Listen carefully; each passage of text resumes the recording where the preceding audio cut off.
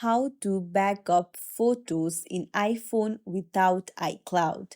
Hey everyone, welcome back to the channel. If you are new here, don't forget to hit the subscribe button and turn on the notification bell to not miss any updates.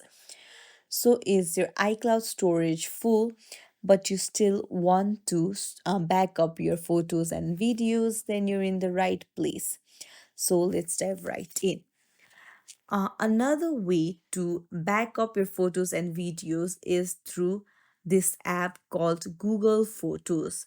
Make sure you install it, open it up, and log in into your Gmail account. And then go to your profile on the top right, tap on it, and there you can see turn on backup option. You just have to tap on it, and then you can see whether to use the original quality or storage saver to store more at a reduced quality.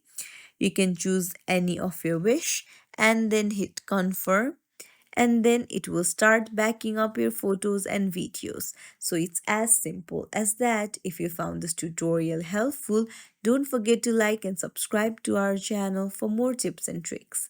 Thank you for watching.